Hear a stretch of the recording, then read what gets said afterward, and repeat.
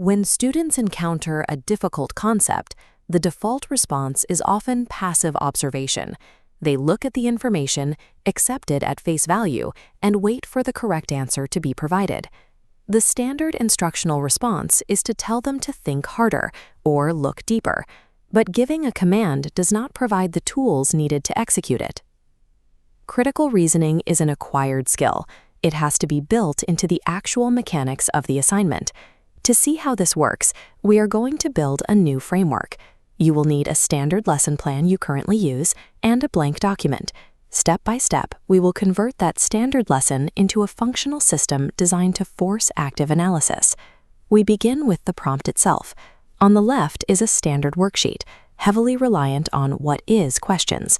These prompts ask a student to locate a fact in their memory and write it down. The workflow stops at retrieval. To initiate reasoning, rewrite your questions using 4 specific actions: justify, compare, evaluate, and explain.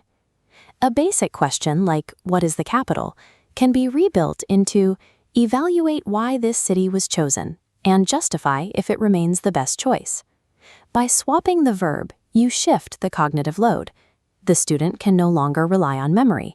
They have to interact with the facts to form an answer. Moving to the start of your lesson, there is a risk in assuming students know what a word like evaluate requires them to do. You need explicit definitions.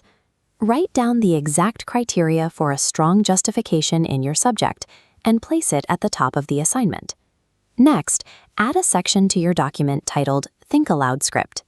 Here, you demonstrate the analytical process, present competing evidence, narrate your hesitation, explain how you weigh options, and arrive at a conclusion. Give yourself 2 minutes to perform this narration, writing your exact talking points into the document so you don't skip it. Decision-making is typically an internal, invisible action. By speaking your thought process out loud, you provide a template for students to mimic. Even with a strong setup, students will try to find the path of least resistance once the actual assignment begins. You prevent this by embedding checkpoints directly into the workflow. These force a full stop in their momentum. The first pause isolates proof. What evidence supports this? The second finds an opposing angle. What is the alternative? The third checks logic. What assumptions are made? Drop these mandatory prompts directly into the middle of the task. These checkpoints serve as mechanical guardrails. They physically block the student from finalizing a conclusion on unverified assumptions. Step 4 focuses on the conclusion of the assignment, adjusting the feedback loop.